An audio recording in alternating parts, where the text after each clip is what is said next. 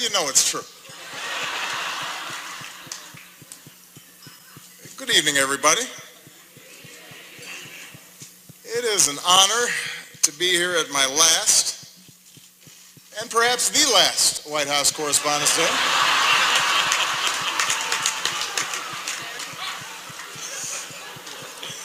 You all look great. The end of the Republic has never looked better.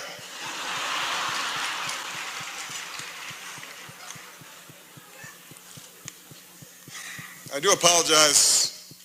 I know I was a little late tonight. I was running on CPT.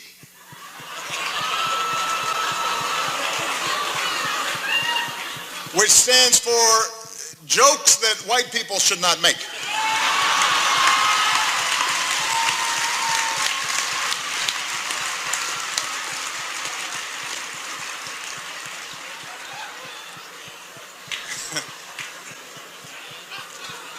Tip for you, Jeff. Anyway, here we are. My 8th and final appearance at this unique event.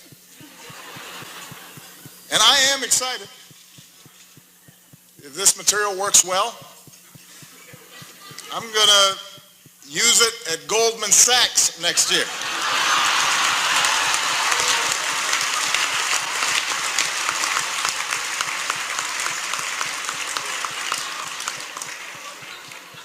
Earn me some serious Tubmans.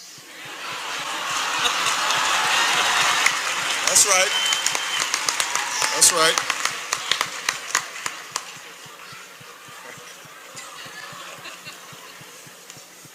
My brilliant and beautiful wife, Michelle, is here tonight.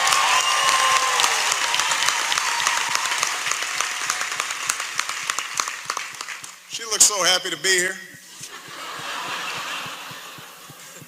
That's called practice. It's like learning to do 3-minute planks. She makes it look easy now, but next year at this time, someone else will be standing here in this very spot, and it's anyone's guess who she will be. But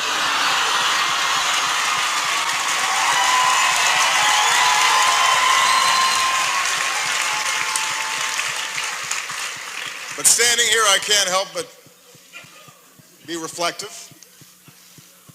a little sentimental. 8 years ago, I said it was time to change the tone of our politics. In hindsight, I clearly should have been more specific.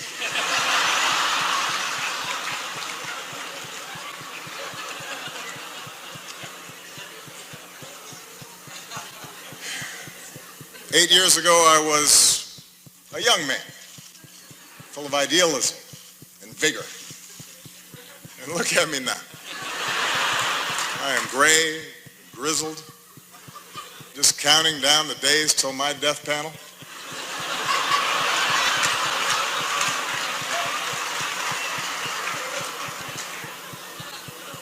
Hillary once questioned whether I'd be ready for a 3 a.m. phone call. Now I'm awake anyway because I got to go to the bathroom. I'm up.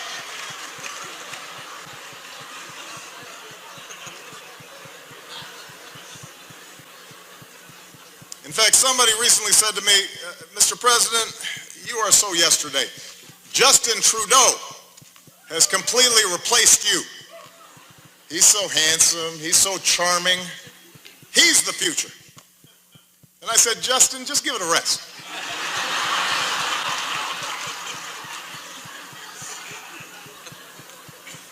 I resented that. Meanwhile, Michelle has not aged a day.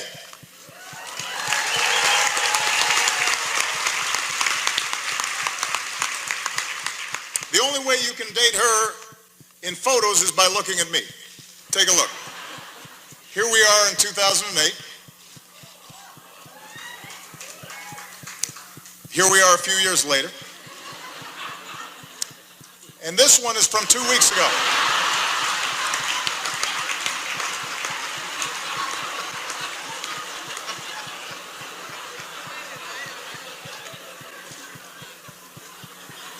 so time passes. In just 6 short months, I will be officially a lame duck. Which means Congress now will flat out reject my authority. And Republican leaders won't take my phone calls. And this is going to take some getting used to. It's a curveball. I don't know what to do with it.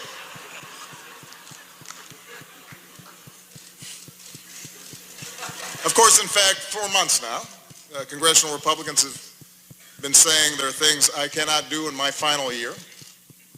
Unfortunately, this dinner was not one of them. But on everything else, it's another story. And you know who you are, Republicans. In fact, I think we've got Republican Senators Tim Scott and Cory Gardner. They're in the House, which reminds me, security, bar the doors. Judge Merrick Garland, come on out. We're going to do this right here, right now.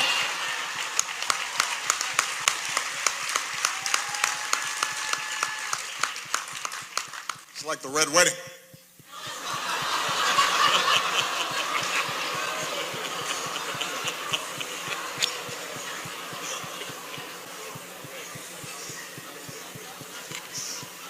But it's not just Congress.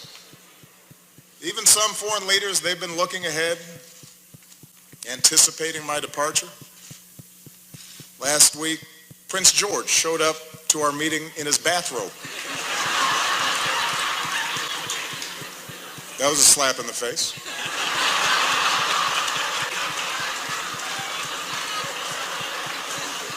A clear breach of protocol.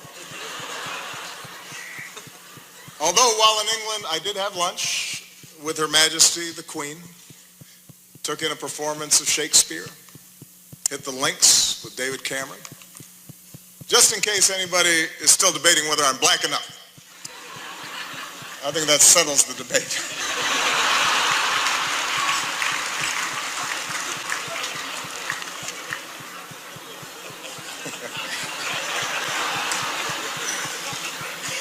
I won't lie. Look, this is a tough transition. It's hard. Key staff are now starting to leave the White House.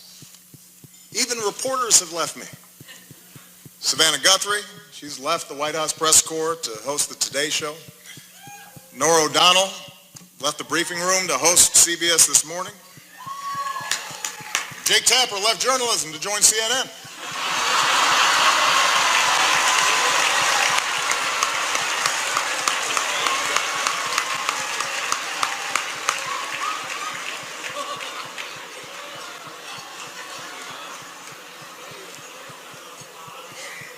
But the prospect of leaving the White House is a mixed bag. You might have heard that someone jumped the White House fence last week, but I have to give Secret Service credit. They found Michelle, brought her back. She's safe. She's safe back at home now.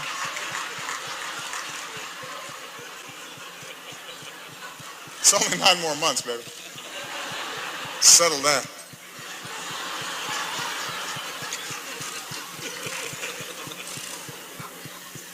And yet somehow, despite all this, despite the churn,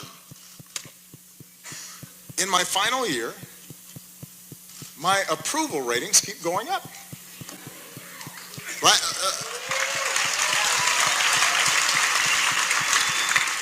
The last time I was this high, I was trying to decide on my major.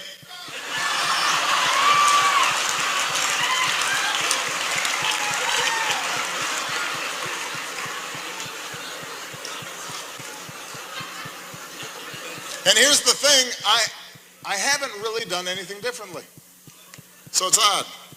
Even my aides can't explain the rising poll numbers. What has changed? Nobody can figure it out.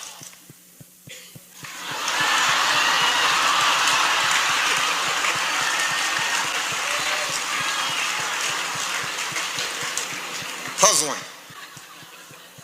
Anyway, in this last year, I do have more appreciation for those who've been with me on this amazing ride. Like one of our finest public servants, Joe Biden. God bless him. Love that guy. I love Joe Biden. I really do. And I want to thank him for his friendship, for his counsel, for always giving it to me straight, for not shooting anybody in the face. Thank you, Joe.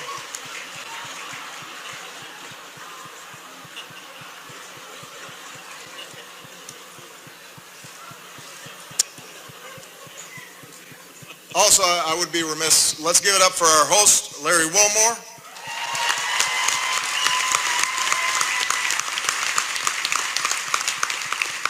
Also known as one of the two black guys who's not Jon Stewart. You're the South African guy, right? I love Larry. And his parents are here, who are from Evanston, which is a great town. I also would like to acknowledge some of the award-winning reporters that we have with us here tonight. Rachel McAdams, Mark Ruffalo, Leah Schreiber. Thank you all for everything that you've done. I'm just joking. As you know, Spotlight is a film, a movie, about investigative journalists with the resources and the autonomy to chase down the truth and hold the powerful accountable. Best fantasy film since Star Wars. Look, that was maybe a cheap shot. I understand the news business is tough these days. It keeps changing all the time. Every year at this dinner, somebody makes a joke about BuzzFeed, for example, changing the media landscape. And every year the Washington Post laughs a little bit less hard.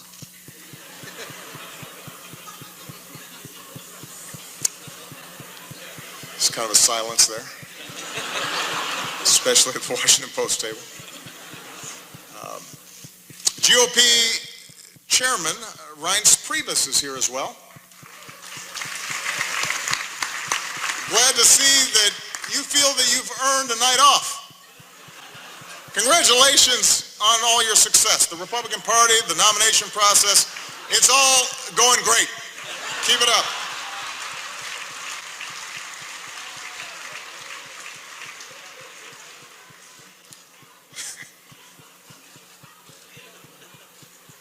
Kendall Jenner is also here, and we had a chance to meet her backstage. She seems like a very nice young woman.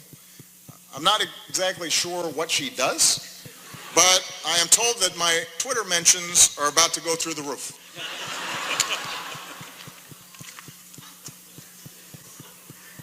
Helen Mirren is here tonight.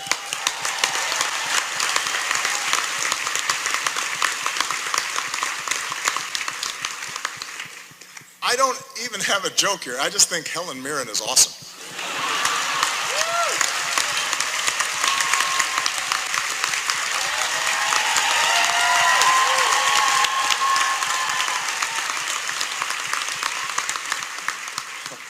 She's awesome. Sitting at the same table, I see Mike Bloomberg.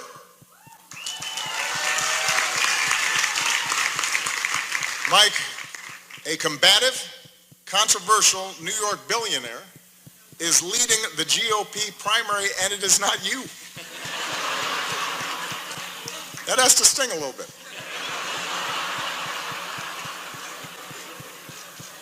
Although it's not an entirely fair comparison between you and the Donald. After all, Mike was a big city mayor. He knows policy in depth. And he's actually worth the amount of money that he says he is.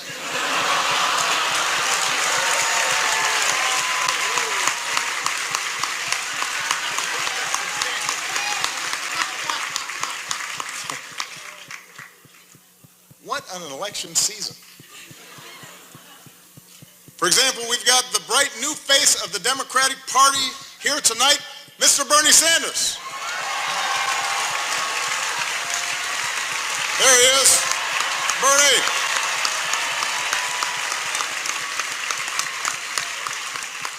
Bernie, you look like $1,000,000.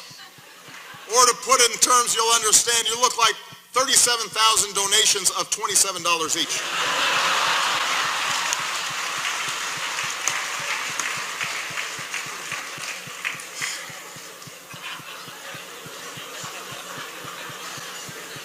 A lot of folks have been surprised by the Bernie phenomenon, especially his appeal to young people, but not me.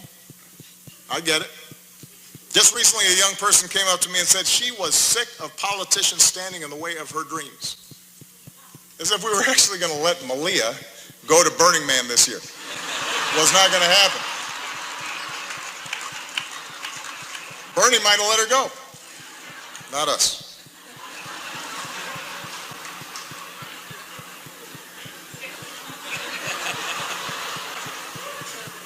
I am hurt, though, Bernie, that you've been distancing yourself a little from me. I mean, that's just not something that you do to your comrade.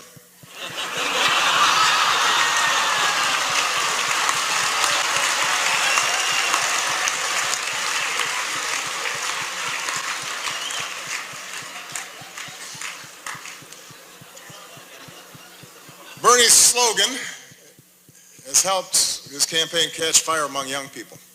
Feel the burn. Feel the burn. It's a good slogan. Hillary's slogan has not had the same effect. Let's see this.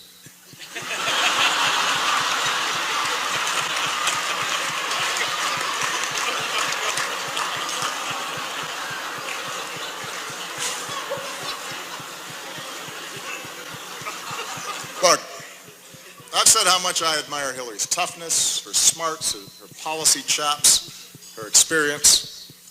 You've got to admit it, though. Hillary trying to appeal to young voters is a little bit like your relative who just signed up for Facebook.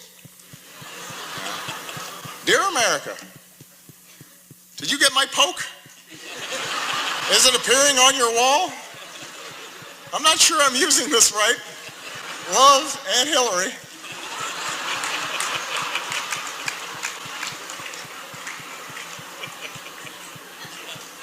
It's not entirely persuasive. Meanwhile, on the Republican side,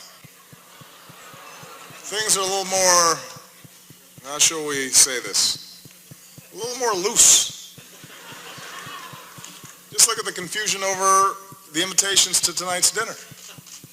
Guests were asked to check whether they wanted steak or fish, but instead, a whole bunch of you wrote in Paul Ryan.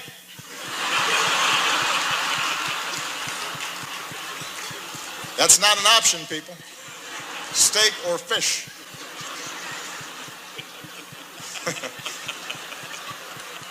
You may not like steak or fish, but that's your choice.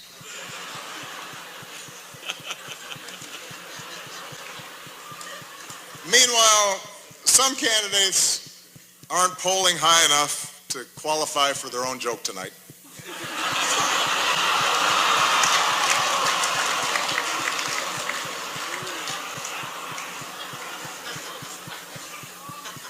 The rules were well established ahead of time. And then there's Ted Cruz. Ted had a tough week. He went to Indiana, Hoosier country, stood on a basketball court, and called the hoop a basketball ring.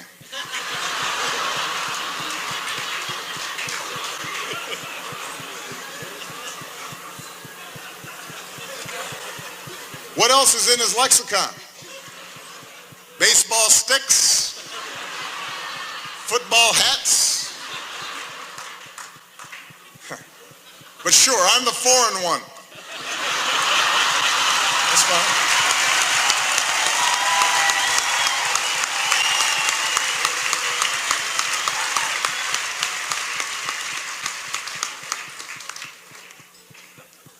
Well, let me conclude tonight on a more serious note. I want to thank the Washington Press Corps. I want to thank Carol for all that you do.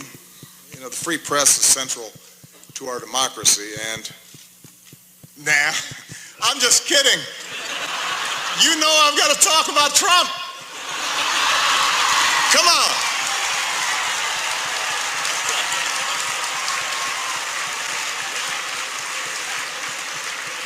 weren't just going to stop there. Come on.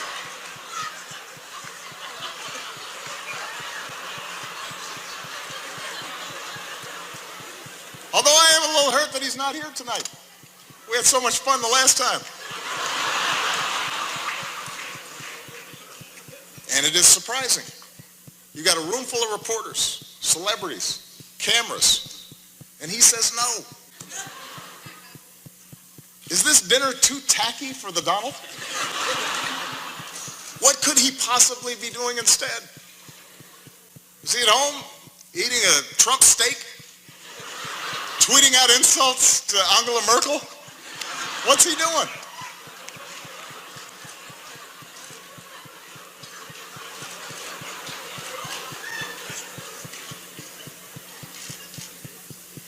The Republican establishment is incredulous that he's their most likely nominee. Incredulous, shocking.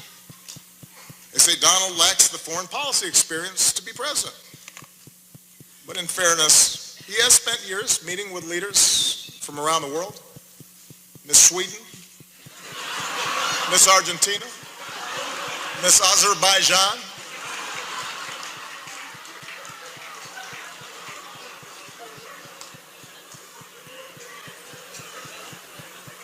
And there's one area where Donald's experience could be invaluable, and that's closing Guantanamo. Because Trump knows a thing or two about running waterfront properties into the ground.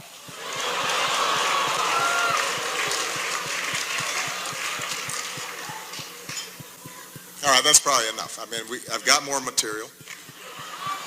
No. I don't want to spend too much time on the Donald. Following your lead, I want to show some restraint. Because I think we can all agree that from the start, he's gotten the appropriate amount of coverage, befitting the seriousness of his candidacy.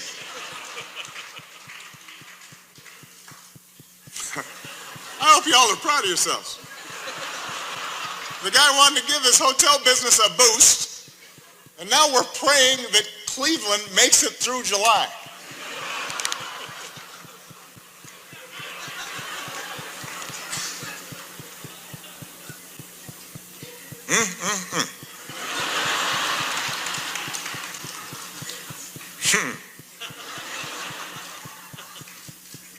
As for me and Michelle, we've decided to stay in D.C. for a couple more years. Thank you. This way our youngest daughter can finish up high school. Michelle can stay closer to her plot of carrots. She's already making plans to see them every day. Take a look.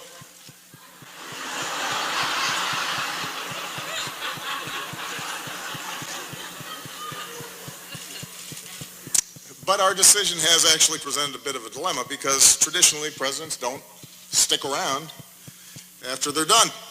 And it's something that I've been brooding about a little bit. Take a look.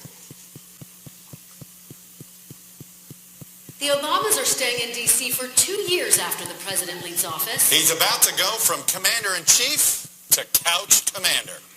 You, Chuck Todd. What am I going to do in D.C. for 2 years? You've got a real dilemma, Mr. President. I can't golf every day, can I? Which you like better, these or these? Joe, they're the same. They capture different moods. Joe, I need some focus here. Comes in there during aviator time, thinks everything. I'm sorry, what's that? I said, Mr. President, that you had to be practical. And look, you can drive again. You're going to need a license. You love sports. Why don't you volunteer to work for one of the teams around here? Is this the Washington Wizards? I understand you're looking for some coaching help. Let's just say I coached my daughter's team a few times. Hello? Hello?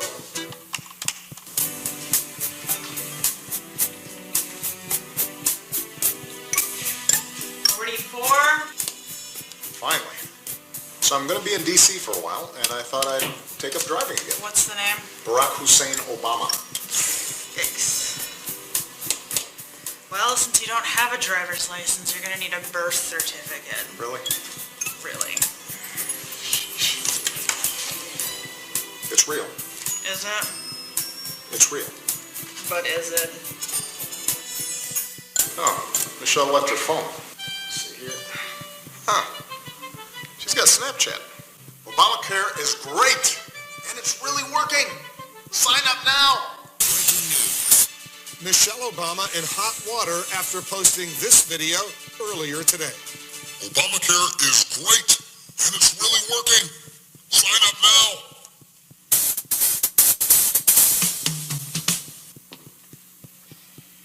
No? No. Did it get a lot of views at least? Honey, enough. Why don't you just talk to somebody who's been through this? I gotta go to Soul Cycle. She's right. I know who I need to talk to. Hey, it's Barack. Listen, can we get together? Now that is a great move. Yeah, it gets me every time. So long, partner. So, you got any advice for me? So now you want my advice? First, stop sending me all these LinkedIn requests. And second, here's the beauty of this whole thing. You've got all the time in the world to figure this out. You can just be you for a while. If you know how to do that again. So I can just be me. And I can wear my mom jeans in peace. I hate these tight jeans. Good. Yesterday, I had a beer at 11:30 in the morning. And you know, McDonald's now serves breakfast all day long. You know, Michelle's going to be at spin class, so she'll never know. Right. Let it go. You know, it won't be long. You'll be able to walk right out of the Oval Office singing zippity-doo-dah, zippity-yay. And you got plenty of time to work on your tan. And you know what? I finally got the grand bargain on a sweet Chevy Tahoe. Look here. Look here. Yeah. You want more? Breaking news, former President Barack Obama on his 347th round of golf for the year, and it's totally great. And Gloria, not a problem for anybody. I can't think of a reason to care, Wolf, and believe me, I've tried. There you go.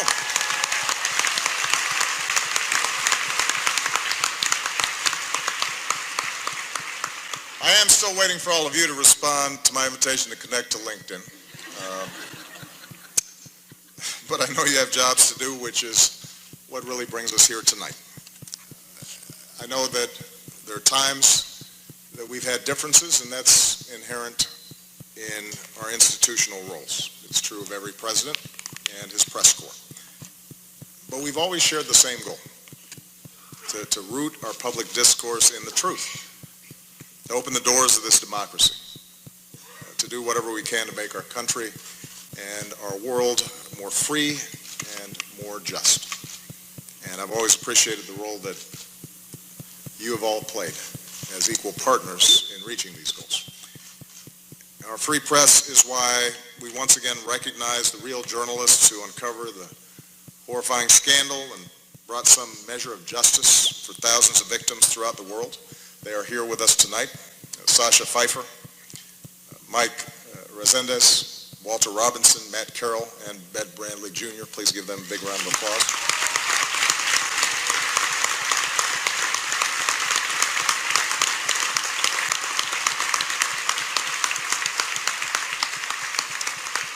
Our free press is why, once again, we honor Jason Rezaian. As Carol noted, last time this year we spoke of Jason's courage as he endured the isolation of an Iranian prison. This year we see that courage in the flesh, and it's a living testament to the very idea of a free press, and a reminder of the rising level of danger and political intimidation and physical threats faced by reporters overseas. And I can make this commitment that as long as I hold this office, my administration will continue to fight for the release of American journalists held against their will, and we will not stop until they see the same freedom as Jason had.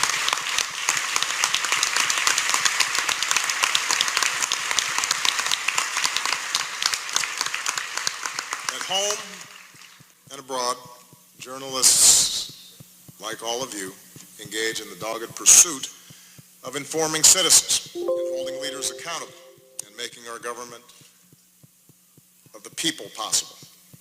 And it's an enormous responsibility. And I realize it's an enormous challenge at a time when the economics of the business sometimes incentivize speed over depth, and when controversy and conflict are what most immediately attract readers and viewers. The good news is there's so many of you that are pushing against those trends. And as a citizen of this great democracy, I am grateful for that. For this is also a time around the world when some of the fundamental ideals of liberal democracies are under attack, and when notions of objectivity and of a free press and of facts and of evidence are trying to be undermined, or in some cases ignored entirely. And in such a climate, it's not enough just to give people a megaphone. And that's why your power and your responsibility to dig and to question and to counter distortions and untruths is more important than ever. Taking a stand on behalf of what is true does not require you shedding your objectivity. In fact, it is the essence of good journalism. It affirms the idea that the only way we can build consensus, the only way that we can move forward as a country, the only way we can help the world mend itself is by agreeing on a baseline of facts when it comes to the challenges that confront us all. So this night is a testament to all of you who've devoted your lives to that idea, who push to shine a light on the truth every single day. So I want to close my final White House Correspondents' Dinner by just saying thank you. I'm very proud of what you've done. It has been an honor and a privilege to work side by side with you to